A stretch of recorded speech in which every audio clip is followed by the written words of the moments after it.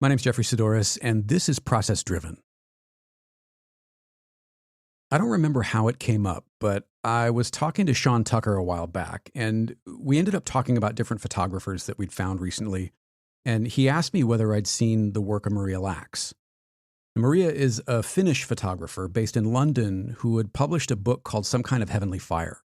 And honestly, the title alone was enough to pique my interest, but what I found beyond it was a fantastic set of images that were inspired by a book her grandfather wrote documenting a series of encounters with UFOs by the locals of the small Finnish town where she grew up. Now, I've always had a fascination with UFOs, so I was interested straight away, and the work beautifully straddles the line between reality and possibility. Maria takes a little X-Files, a bit of Twin Peaks, and maybe even a dash of Todd Hido, and turns it into something uniquely her own. And that combination of style and vision is there in both her personal and her commercial work, which is no easy feat. Before we begin, I need to thank Tom Booth-Woodger at Satanta Books for not only arranging an introduction to Maria, but also for providing me a copy of her wonderful book, Some Kind of Heavenly Fire. Here's my conversation with Maria Lax. Please listen carefully.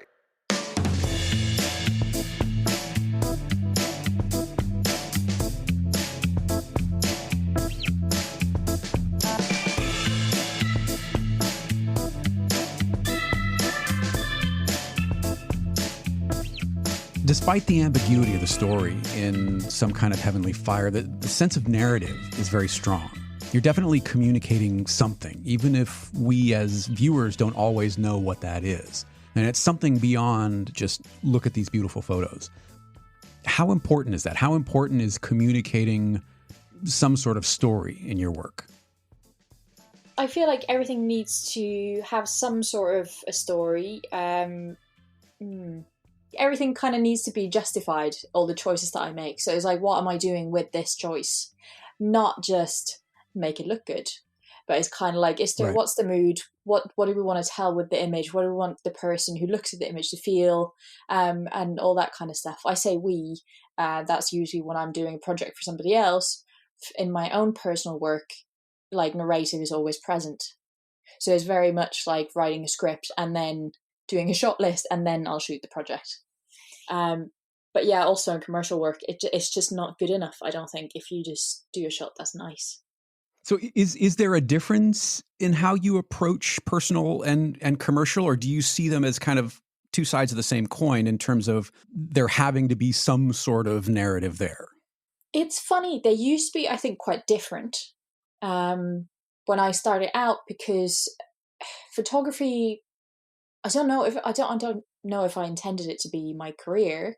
I think I intended to work in film, but then photography just happened to become a job. And so when I started doing commercial projects and sort of projects for clients, there would always be a brief. So I would work in a way more organized manner for the client, because I'd be like, okay, that's what we need to do.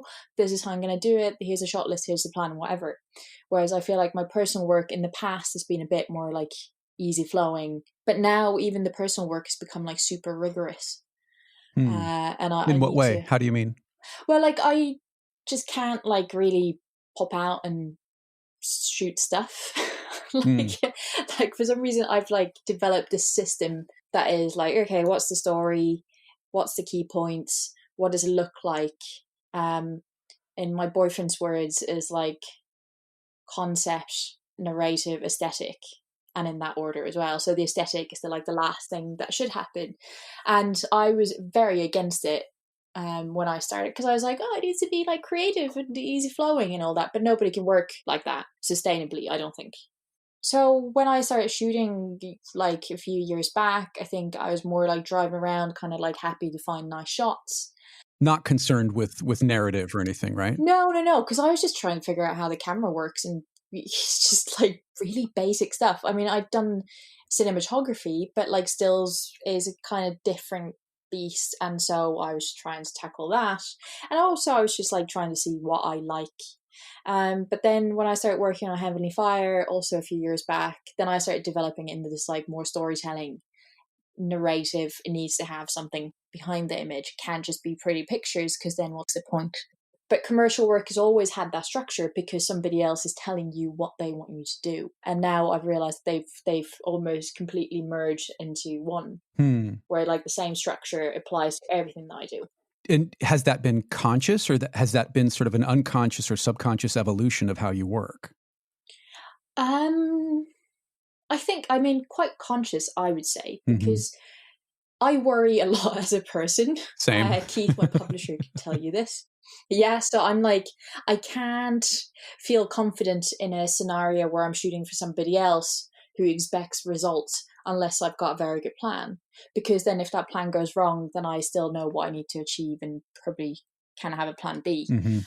So I started sort of building a system in order to be more confident at any given scenario. And so then with personal work, I'm like, okay, yeah, I just seem to work in that way because it just suits how I do stuff. Right.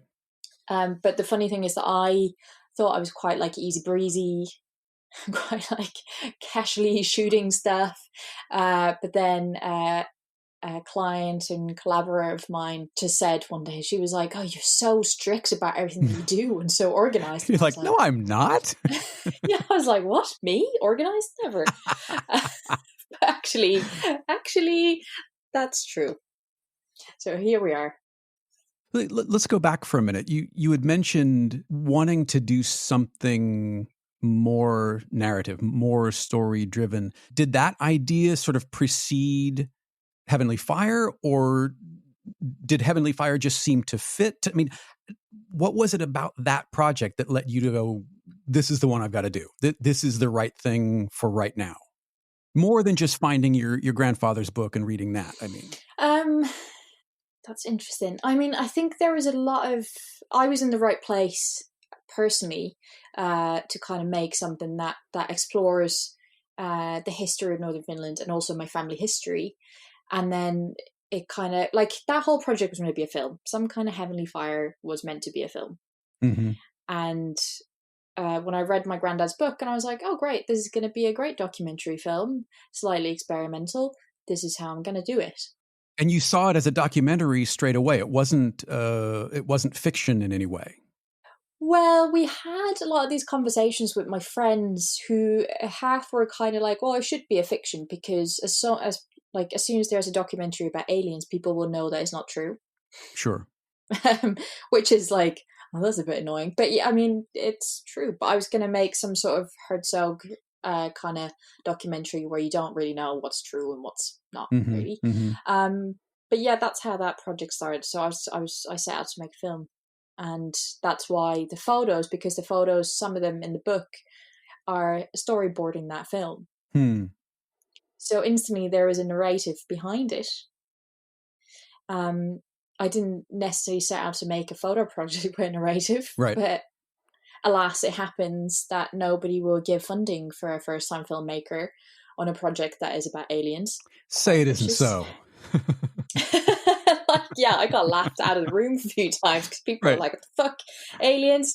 Like, oh, bullshit, get out. Yeah. But what happened when I'd started posting things on Instagram, which was back in the day a new platform for me, like this is 2015, 2016, right. They started getting a bit of traction. People are like, "Oh, we really like these." And this whole project is how I became a photographer. Like, I didn't intend. It's kind of like, am I a failed filmmaker? Right. Became a photographer, but like, it wasn't my intention.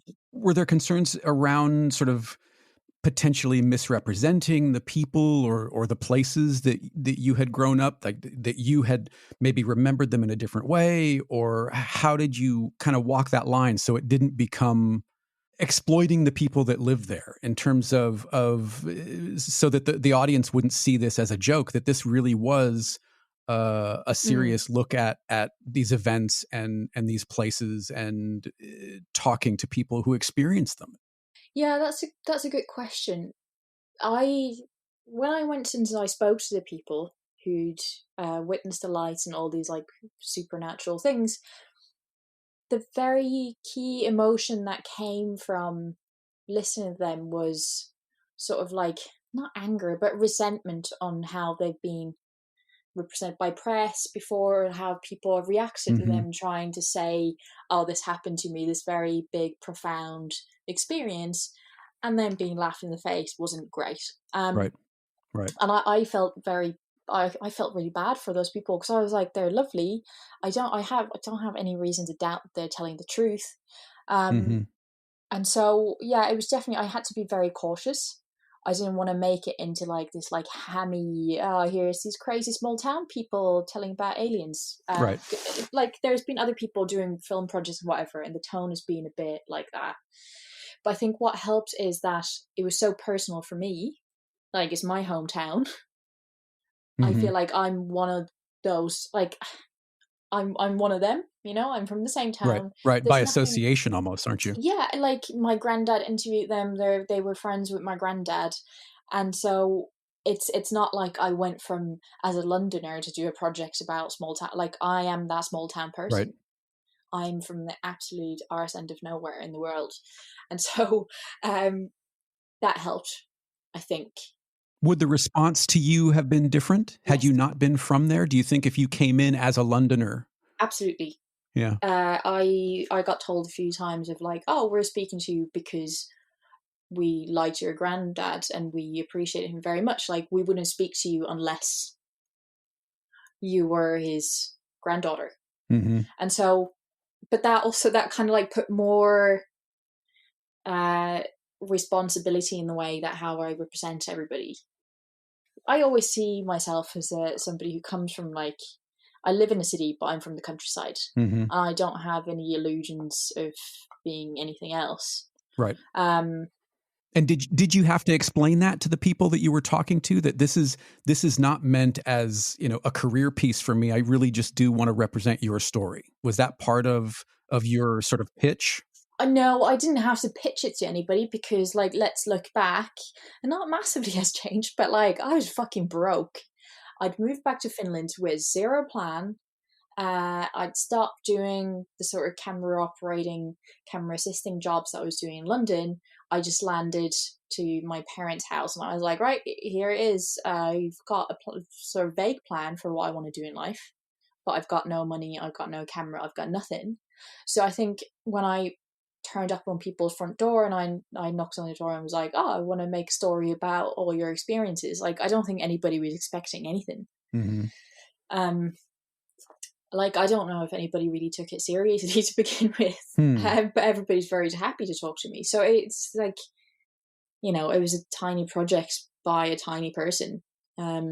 It's not like it was a major BBC backed documentary or anything. Right. And it probably wouldn't have received the kind of welcome that it did had it been a larger Well, project, right? maybe would have, because you know what, people are lovely, and if you go asking for help and you're yourself and you're honest, like, people respond to that well.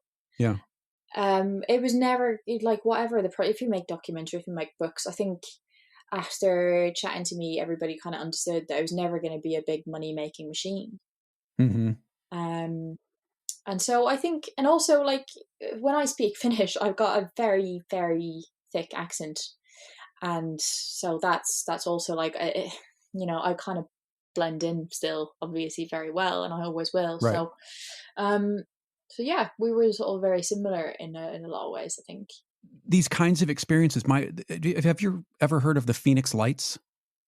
Did No. that ever make it to Finland? There was an event over Phoenix, Arizona, called the Phoenix Lights, and there were these. You can look at them online. There's video footage. There are stills.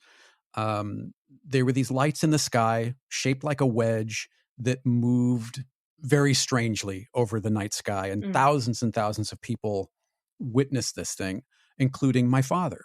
He was in Phoenix at the time, and he saw this thing and called me and said, I don't even know what to do about this. I don't know what I've seen. I've seen something.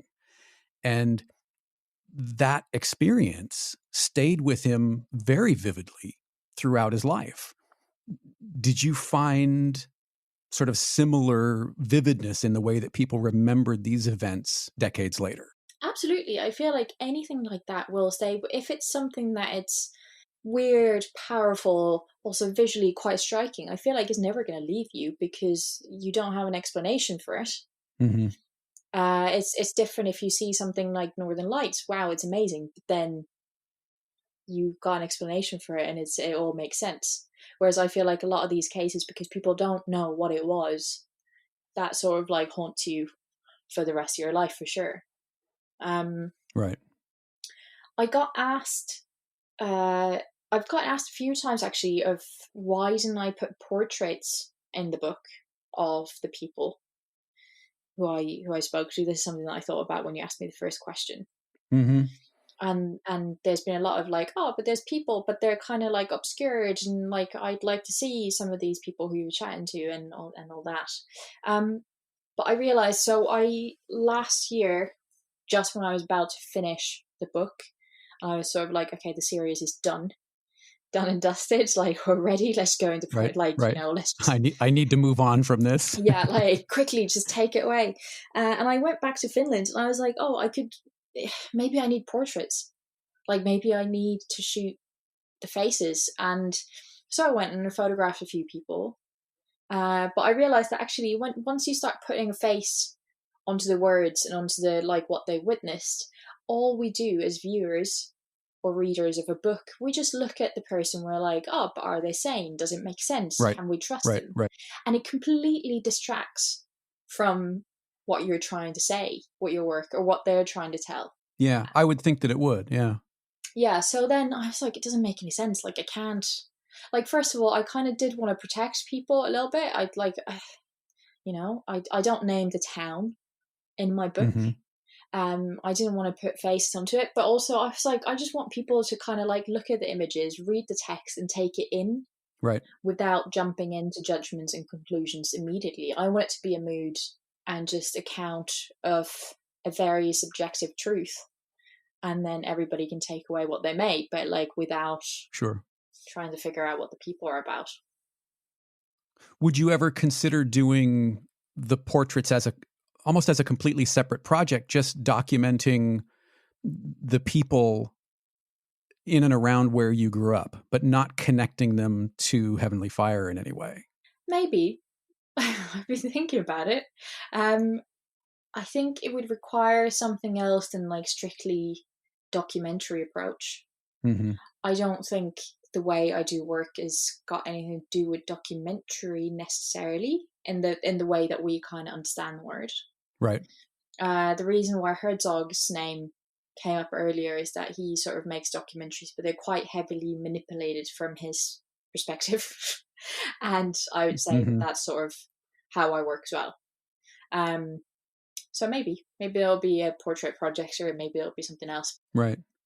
In the wake of all of this, and one of the interviews, and I don't remember if it was BJP or I don't remember where I read it, but you kind of referred to yourself as the alien in the project. How has your relationship to the stories that you grew up hearing, because you mentioned also hearing folk tales as a little girl, being told these stories about different things growing up, how has your relationship to those stories and those places maybe changed since going back and doing this project? Yeah, it's interesting. I feel like when I was working on some kind of Heavenly Fire, I had this like burning desire to belong somewhere. And I think it might have been a place in my, or like time in my life when I wasn't necessarily happy in myself. So I kind of like wanted answers, and I wanted to belong, and I wanted to fit in. But I've always kind of felt like I don't. And so Right. Always the outsider. always the outsider. That's because as a kid, you know, we lived in different countries and all that stuff. So it's kind of like I've always been a bit rootless. And is that a word? Rootless? Sure. Rootless, yeah. Without rootless, root. not a ruthless. Yeah. Yeah, listeners, let's squash that. She's not ruthless. She's Big lovely. difference. Yeah. But so when I went back, I think I looked at my family, I looked at history, I spoke to people in the area, and I was like, okay. And I did get some sort of closure. I Right. didn't find a sense of belonging. You did not, after all of it. No, because I was like, you know what? Interesting. The time and the place where I belonged, like that window's gone. The place has changed. My grandparents aren't out there anymore. And so the memories remain, but I'm not going to find what I'm looking for here. Right. So it was, in a way, with the making of this book, I was like able to put a lot of that angst of belonging and needing to find a place. I was able to put that to bed. Mm. So it was quite interesting. Do you think it made you a better photographer of this project, feeling like you had moved from insider to outsider in a way? I don't know if it made me a better photographer because of that experience. I feel like the book made me a better photographer because I realized that this is definitely not how I'm going to do my next project. Hmm.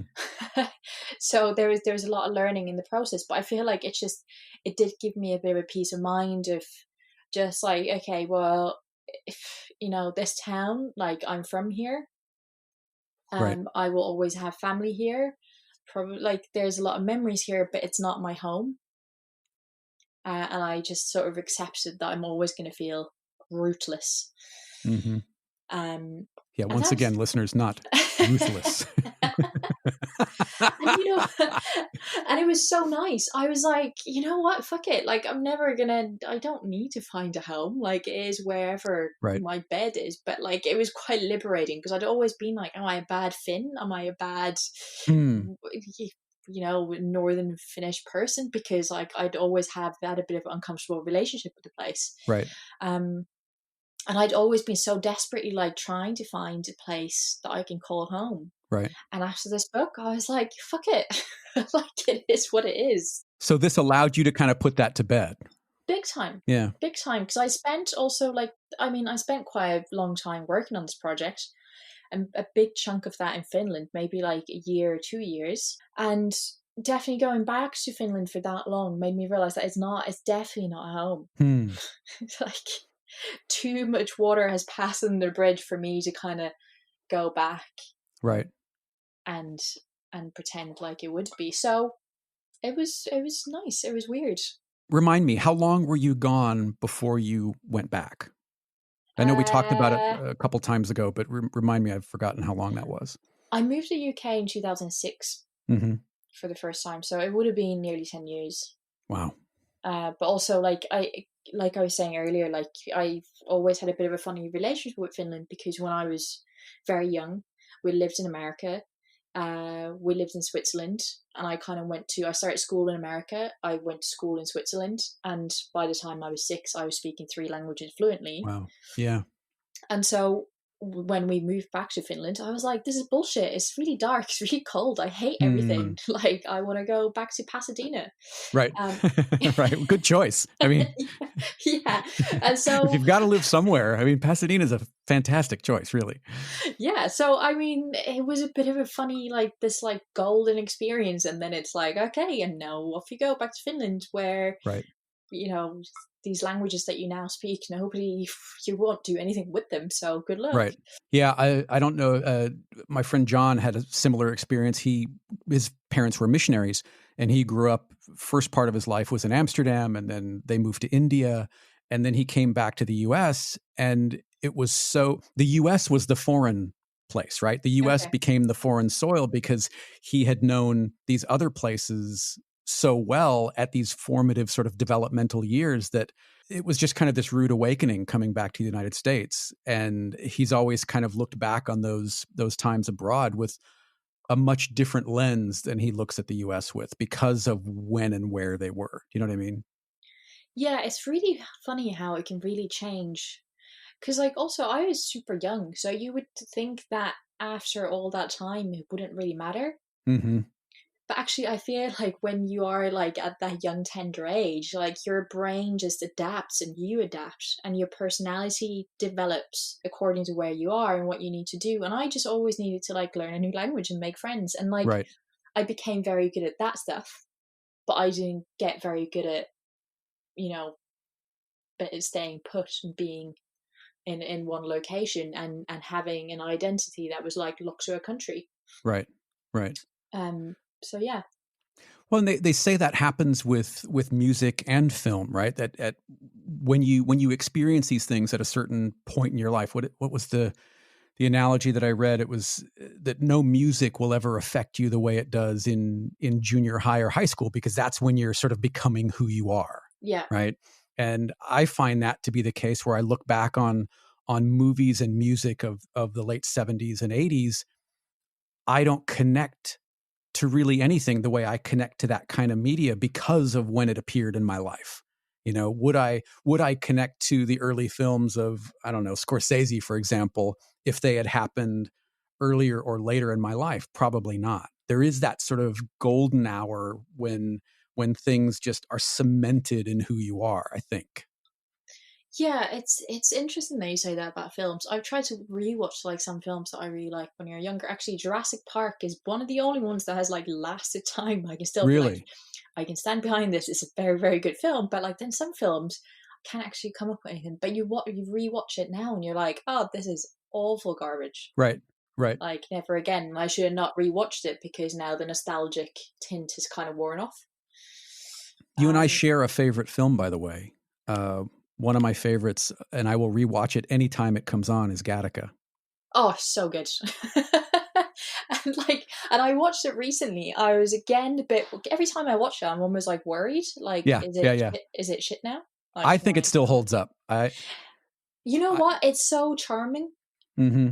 It's got different, I feel like now, like modern films are very cynical and everything needs to be super serious. And it's kind of like, I feel like there's a charm to films like Gattaca and Jurassic Park because they just allow you to be a bit silly and Yeah. romantic and dream and adventurous.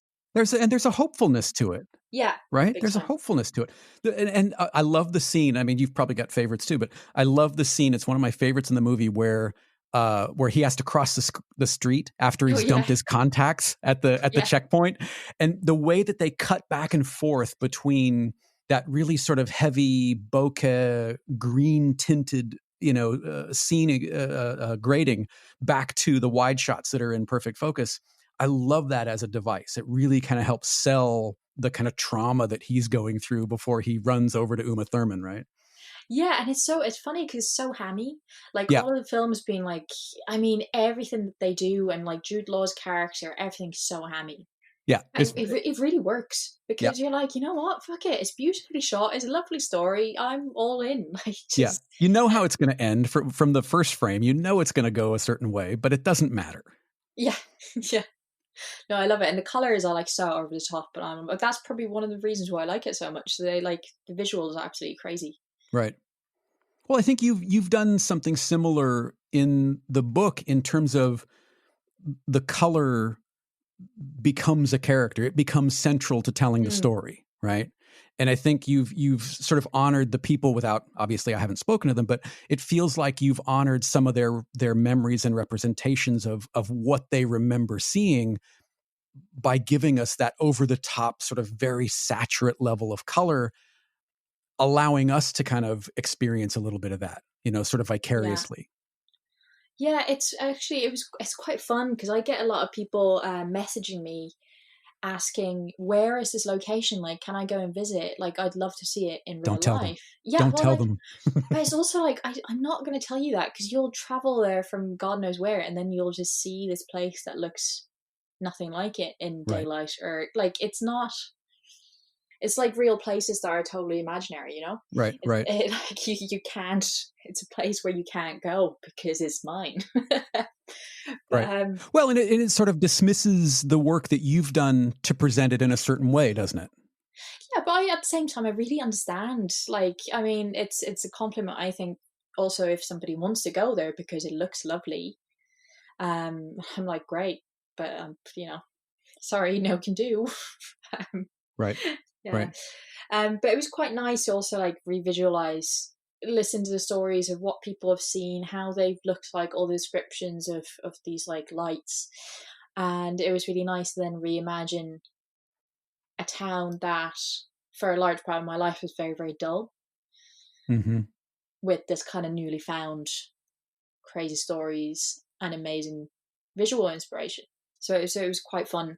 Despite not feeling like you really belong there, did you come away feeling like the place held maybe a little bit more magic, or a little bit it was in some way special because of these events that had taken place for the people that you spoke to?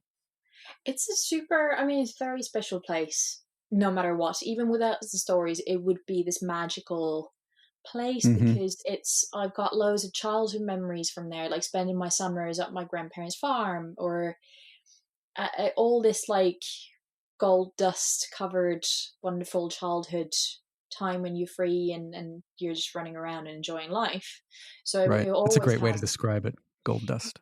yeah. So it's always got that magic for me, um, and definitely these stories added to it for sure. Mm-hmm. But it's funny. It's almost like in the same way that I tell people like who want to go and visit the locations. I'm like, you know, I'm not gonna. You can't find it. Right. In the same way, that kind of golden nostalgia, like I can't find it when I'm there in real life. Does that make any sense? It Yeah. Yeah. purely is a place that exists in memory, Right. and that's the beauty and the tragedy of it. And that's kind of like in the book as well. I think it's kind of that mood. Hopefully, is a bit present in the Mm-hmm. images, because there is like they're bright colors, but there's something maybe a bit sad about it. Right. Yeah. There's a little melancholy to it.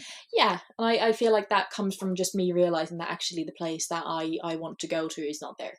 Mm-hmm. God, that that sounded quite very sad. No, it's not sad. I mean, it's you know, it's the sort of wisdom of distance, right? I mean, I have these very vivid memories of the American Southwest because I spent summers there from the time that I was, I don't know, 4 or 5 years old through college. But one of the last times that I went back there, the places had changed. The buildings that I remember, the little cafes, the little bungalows near the dam where the staff stayed, all of those things had been torn down. They were no longer there. Yeah, So you end up feeling like a piece of your childhood has been sort of ripped away, but that is sort of contrasted with, at least for me, gratitude of having been able to experience it all in the first place, and not only yeah, knowing it the way it exists right now, but having the memory of how it existed in, you know, the early 1970s, the mid 1970s, when those memories were kind of formed in my brain. yeah, yeah, for sure. And I mean, I feel like that sort of dilemma between memories and present day, and how memories are usually better for most people, or like there's a lot of that, of like that nostalgia for the past. Mm-hmm. It's something that fascinates me endlessly, and the sort of tragedy of like not being able to make those two things meet, which is the lovely memories in the current time. A lot of, because when you grow up you see things differently, you pick up on a lot of nuances that you would have not when you're a kid Sure. or younger, because you're not bothered by uh by the pressures of life Right. in the Right. Right. same Right. way. How does that inform where you go from here in terms of the next kind of expression of that? If this was, if Some Kind of Heavenly Fire was chapter 1, what happens in chapter 2? Yeah, Some Kind of Heavenly Fire, the great closure. um I feel like the next one, I was actually away this summer, and I was kind of like trying to formulate the next project. And I'm like, oh, shit, this might take a lot longer than I expected. Um, but I think the next one is sort of like trying to mediate between the future expectations based on what my parents had, Hmm. and the realities of that's probably never possible. Mm-hmm. Expectations on you, or expectations in general, expectations for their own life? What do um you mean by that? on on just like what a good life looks like. Mm-hmm. I've had this chat with quite a few of my friends, and like I find it really hard to articulate at this point.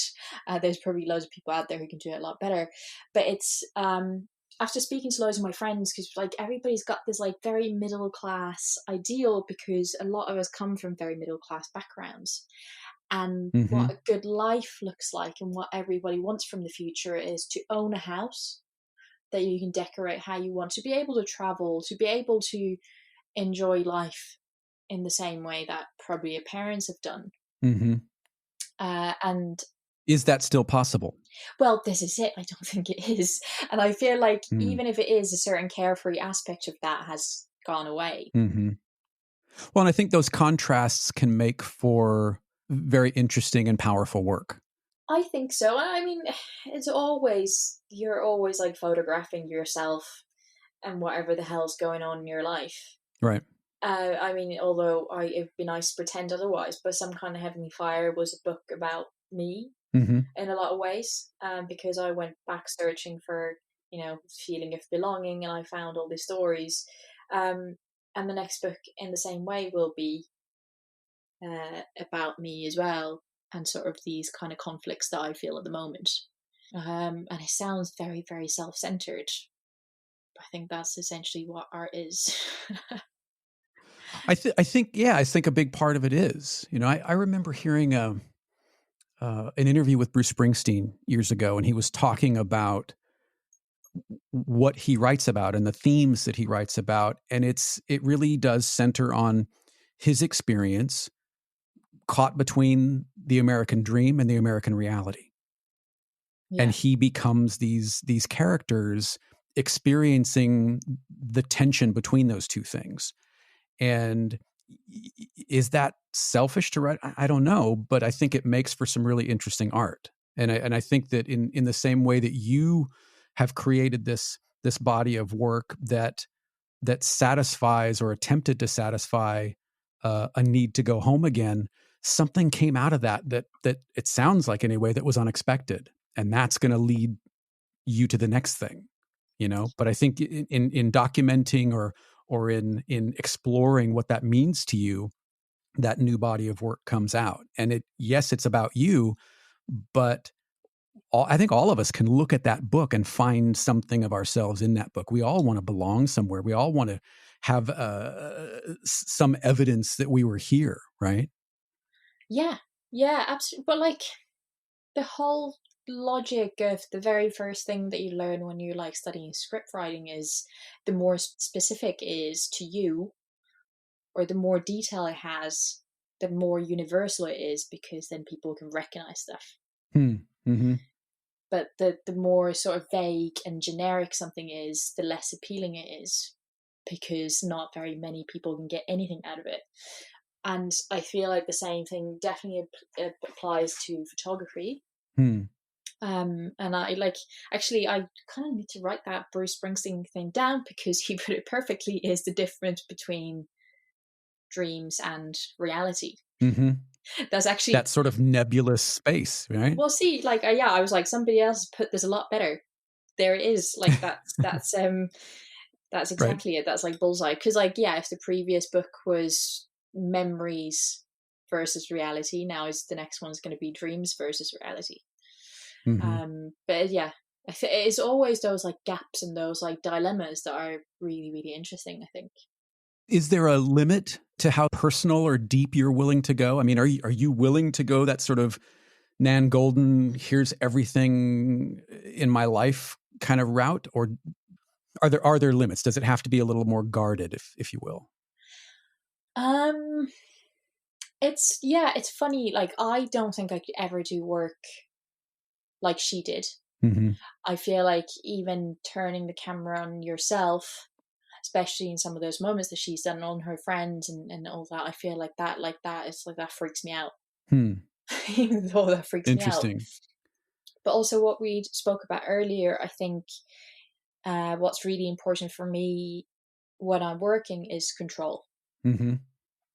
And again, maybe that sounds like a total nut job talking, but like, I need control, and the control means that it's like control on how I work, but it's also a certain control over the way I tell a story when I tell it. Does that make any sense? I'm kind of like, yeah, absolutely, especially because these things are rooted in you, who you are, who you're becoming, what you're struggling with, where you've been very honest about these feelings of not belonging and feeling out of place. So, as I said, what's the next evolution of that? What's the next iteration of where you go from there? And I think because it is semi-autobiographical, is that fair? Yeah, I don't know. Yeah, it's we've been trying to for like me and my partner have been trying to like figure out what the word for that is because I chat to him about my work a lot and he he helps to kind of like put it into words Right. because I'm just like, oh, there's this thing, but I don't know what to call it. But yeah, I auto documentary. I don't Mm-hmm. know. Mm-hmm. Like, what would be a good word? But again, the whole key of everything is just having that control of. I mean, I guess everybody who makes something has it. Because even when you work in documentary film, you're choosing where to point the camera. You're choosing what to show, Sure. and so nothing is ever like objective. Um, and I feel like I just like to take that subjective truth and mix it with a bit of fiction Mm-hmm. as a way of Mm-hmm. gaining that control. And then there is, I don't know. I feel like I need to spend a week in a mountain cabin somewhere just thinking about how to describe this. Well, it seems like you're on your way. I mean, it seems like you know. It seems like there's a framework of what you want to say. It's just uh, getting to the logistics and the nuts and bolts of now. How do I say this? How do I bring this to fruition?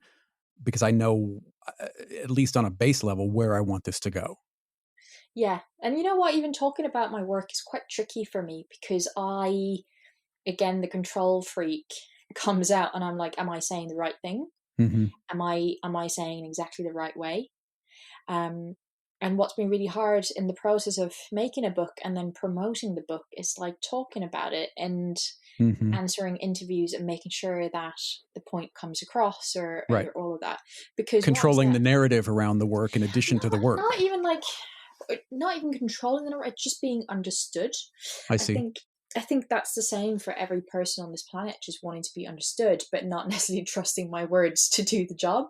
And so when I started Mm-hmm. taking photographs, I was like, oh, brilliant, because I can just take the shot and that's enough. I don't Like, have to oh, explain it. yeah, fuck. And then somebody's like, but what's it about? Can you write me a little synopsis? Yeah, And what I'm does this like, oh, fuck mean? everything. Like, Yeah. I quit. Um, so the words never come easy, which is annoying. Mm-hmm. But yeah, unfortunately for a photographer, taking pictures is not enough. Right, right. As a viewer of photography, do you feel the same way? Do you feel like you shouldn't have to read the card, sort of in the museum or in the gallery, that you should get straight away what's going on in the print? Yeah, funnily enough, like yeah, the approach that I have is totally opposite to the like the words because I feel like anybody looking at any image at a given time should just be able to take something from it. Hmm. Otherwise, I'm like, is it a good image? That's my question. Like, can my parents go to a gallery and see this on the wall and get something out of it without having to read a fucking essay? Right. Um, like I'm all for a conceptual photography. Like again, I'm just like trying not to make it sound like I'm slagging people off who do things differently. But in the same way that I enjoy mainstream films Mm-hmm. like Jurassic Park, I feel like there's something about art that could be perhaps very similar. And like I like art that is it's easy in a way. Yeah. Well, it's interesting that you say that because earlier you kind of listed, in order of importance, and aesthetics kind of was at the bottom of the list, right? Mm. But as a viewer, it seems like that's at least somewhat reversed in that the aesthetics should be enough to get something out of the image without deep diving the context. Is that fair? Yeah, yeah, I think that's absolutely fair. I mean, I think the sort of aesthetics coming, it doesn't mean that it's the least important. It just means that Right. it's the tip of the iceberg. So it's just a result of all the work in the background that you will never see. Sure. Sure. So I mean, I think if all that work's done well, and then the image is like aesthetically beautiful, then it's like job well done. Yeah. Um, See, I completely agree with you. While I love context and I love the additional potential connection to the work or to the artist, I do not think in any way that there's something wrong with just a beautiful photograph or a beautiful piece of sculpture or a beautiful painting that I don't need to go any further. I can just go, wow, well done. I don't know what you were trying to do here, but whatever it was, I really love it, and move on. Yeah, and I love the approach that kind of way where you see something that stops you in your tracks in a museum or in a festival, whatever, and you look at it and you're like, shit, this is amazing. Mm-hmm. And then if you want to find out more, you can. There's no obligation. There's no, but like, sometimes you do research into that image of like, what's this about? I want to know more. Tell me Right. everything. But I rarely do it the other way around where like I see a scribble on a piece of paper and then, I'll go and read more about it. What does it mean? Oh, what does it Yeah. all mean? And then you will find a Bible of stuff, how Right. it's a comment on the economic state of world or like whatever the fuck, Yeah. And that's all great because there's people whose brain works like that and there's brilliant artists who do that. I just don't, maybe I'm jealous because I'm like, I just don't understand and I'm not clever enough to do it. But yeah, it's just interesting how many approaches there are. When you look at your commercial work versus your personal work, are you able to look at them objectively and see sort of what works on that level without knowing the story behind it? Can you look at the book almost objectively or as objectively as you can and go, yeah, these work even if you didn't know the backstory? In the same way that as a commercial photographer, we often don't know the brief. We don't know, as an audience member, we don't know what you were tasked with. We just know how it turned out. Yeah. Yeah, I mean, when I look at, say, some kind of Heavenly Fire, because I did it such a long time ago, Mm-hmm. here I will use the word ruthless. But like I was intentionally. Well played. I was able to be quite aggressive with the images and go, this works, this is really good, this is shit, this works, blah blah blah, this should all go in and this will do the job even if you don't know what it's about. Right. So that's quite easy. Like I think all the photographers know that you've got a good shot that works, regardless of whether or not you can say why in the moment. You just it's intuitive, isn't it? Yeah. I think or it can be. You just know if it's got the X factor. I mean, very rarely, and it does. I mean, maybe I'm just getting sloppier, but I do go back sometimes to the archive, and I'm like, oh, that's okay. Mm-hmm. But usually, like the bangers, you're like, okay, straight away, you're like, yeah, that works. So maybe things will go from a 3 to a 5, but nothing's going to go from a 1 to a 5. Well, I'd be shocked. I'll give you a call when that happens, but like it would be. And you know what? I mean, things change all the time. Maybe like next year I work completely differently, and I'm just like everything feels like shit, and then you have to wait for a long time to see the good in it. Right. Such is the fickle mind. Do you tend to look at your work immediately after it's been shot, or do you let it sit for a little bit and then go back to it? I do a bit of both. I usually go through it, kind of see what's good, and then I'll leave it a bit, and then I'll go through it again. And I mean, usually it doesn't change that much. Really? Yeah. Maybe again, it'd be interesting to hear. I know that there's people who do it very differently. But for me, then it's kind of like going through it again, seeing if the shot is in focus. Yeah. And or if it was a bit like shaking, like whether that kind of stuff works as well. So like, yeah, it usually doesn't change. Mm-hmm. It's a bit of an intuition. I got a friend who makes scents and perfumes, and she was kind of saying the same. She was like, yeah, I just know that this is not the winner, so I need to tweak it a little bit. And like, I'll know when I know. Interesting. But I think everybody in their respective careers will get that point where you can just tell. Right. I spoke to a photographer a while back called Ollie Kellett. He's I know his work very well. Yeah, he's terrific. Ollie doesn't look at the things that he shot this year until next year. Oh, interesting. Yeah, shoots it, puts it away, and doesn't take it out again until the following year. Which I find absolutely fascinating.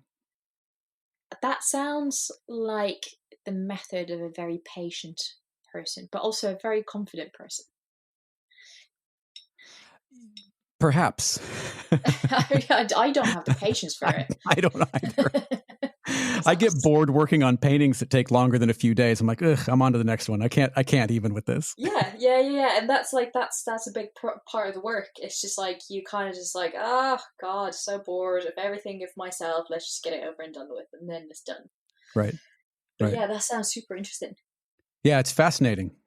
Yeah, it was good. He's and I like his point of view. I like the fact that he's so far away from his subjects that we get to see the environment. I think that's one of the things that I love about your book is you're not tight on the gas pumps, for example. We get to see context. We get to see what's around. We get to see as a viewer, we get to put ourselves in as much as you can in a smaller print, but we get to put ourselves in that environment rather than being very tight. And I think that's one of the things that made it such a terrific book to look through is I found myself, as much as I can from 5,000 miles away, wanting to be in these places. That's great. That makes me very happy because that's the whole, because it's all about sharing. Mm-hmm. Like, I don't know why I take pictures, but like it's that storytelling and sharing the moment and the point in time. And so if you've got a feeling that you want to be there, or you are kind of sensing the mood, then that's job done in a lot of ways. Because I think that whole series visually is quite like, well, actually all the work that I want to do, I think visually, like, it's like a bit of escapism. Mm-hmm. Like, I don't really want to do gritty documentary stuff. Right. I kind of want to, again, use that control, but also just do stuff in the way that I like, in crazy colors or whatnot, to kind of create a bit of a different world, a bit of a break. Yeah. I had this chat about COVID projects, and I can't remember who with, but when I was doing this research for my next book this summer, I got asked a lot of like, well, why didn't you shoot more, and would you try and shoot like a COVID version of that project? And I was like, fuck no, that's like the worst thing I can imagine, because I don't want to document this bullshit time. Right. There are plenty of other people willing to do that. There are people who do that, and we will remember it because it's a pandemic and we're like living it all the time. But I don't really want people to go back and get a book and then that takes you back to that place. Mm-hmm. I want to be, I would like the person to go somewhere completely different, looking at my image and questioning whether it's a real place or whether it's not. If you'd like to see some of Maria's terrific work, visit her website at maria-lax.com. That's MARIA-LAX.com. You can also find her on Instagram at Maria_Lax_. And it looks like the standard edition of her book, Some Kind of Heavenly Fire, is sold out, but signed copies that also include a signed and numbered print are available directly from Setanta Books. That's SETANTA books.com. Subscribe to Process Driven in your favorite podcast app, or get everything I produce, including Process Driven, iterations in between, and the occasional one-off conversation by subscribing to Jeffrey Saddoris Everything. Connect with me on Instagram and Twitter at Jeffrey Saddoris, that's JEFFERYSADDORIS, or on my website at jeffreysaddoris.com. And if you've got questions or feedback, maybe an interesting story to share, or you'd like to suggest someone that I should talk to for an episode of Process Driven, email me at talkback@jeffreysaddoris.com. You can support the shows by telling a friend or by sharing them on social media, or if you'd like to support the work I do more directly, consider picking up a copy of my book, Photography by the Letter, which you'll find on my website. I'll be back in a week or so with another show, and I hope you'll join me. Until then, as always, thank you very much for listening. Thank you for your time and your attention, and I'll talk to you on the next one.